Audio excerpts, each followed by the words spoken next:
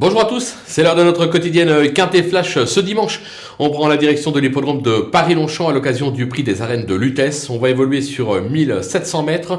Ce sera sur la moyenne piste avec un terrain annoncé bon souple. Et sans plus attendre, on attaque avec nos bases. Hélas, Hawking qui vient de prouver qu'il était toujours compétitif en valeur 43. Il excelle à Longchamp avec 67% de réussite. Même s'il reste chargé, je pense qu'il peut viser le podium et la toute première place. On va lui opposer le 10, Kemoko Bello. Ses dernières sorties attestent sa forme actuelle. Il va se plaire sur le parcours. Il cherche sa course actuellement. Il semble en mesure de pouvoir trouver son jour ce dimanche. C'est vraiment l'opposition à ma base. Et enfin, le numéro 3, Go to Hollywood, qui vient de refaire parler de lui à ce niveau.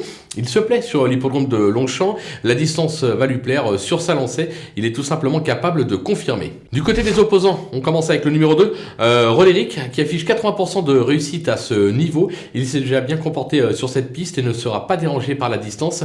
Même avec moins de marge au poids, je pense qu'il est encore compétitif pour les toutes premières places. Le numéro 11, Goldino Bello, qui reste sur deux deuxièmes places à ce niveau. Il doit pouvoir tenir les 1500 mètres sur sa lancée.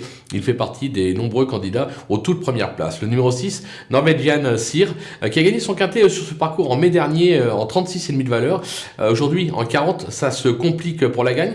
Mais pour les places, moi je m'en méfie, surtout qu'il ne sera pas plébiscité par mes confrères. Ça peut être une petite cote amusante à l'arrivée. Le coup de poker, ce sera le numéro 9 qui se nomme Alfieri. Cet ex-Gauvin vient de rejoindre les box de François-Xavier Belvisi. Sa forme est sûre et il s'est déjà illustré à ce niveau. Je pense qu'il est capable de venir brouiller les pistes et faire lui aussi afficher une très belle cote à l'arrivée. Les outsiders, avec le numéro 4, Body d'Argent, qui est confirmé à ce niveau. Il affiche notamment 2 succès. Il fait aussi bien la fibrée que le gazon. Alors, son poids reste un petit peu limite dans cette épreuve. Toutefois, pour une place, pourquoi pas. Le numéro 5, Sam Valentina, qui s'est déjà placée à ce niveau et sur cette piste en valeur 41,5. Elle est en revanche franchement déçue ces derniers temps, raison pour laquelle j'ai mis un peu plus bas dans ma sélection, mais un rachat de sa part est tout à fait envisageable. Le numéro 16, Falcon Run, la constance n'est pas son fort, mais il a fait ses preuves à ce niveau.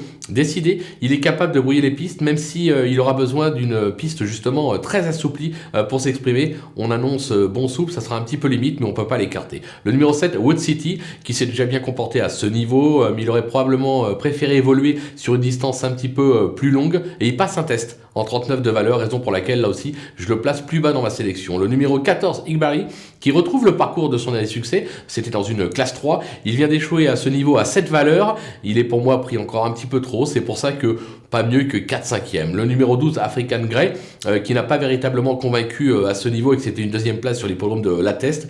L'opposition est de taille, je le garde tout simplement parce que c'est Stéphane Pasquier qui fait des miracles dans ce type d'épreuve, raison pour laquelle je ne peux pas l'écarter totalement. Les délaissés, le numéro 8, Emiliano Zapata, ce cheval polonais a prouvé son aptitude à la distance, mais il s'attaque ici à forte partie.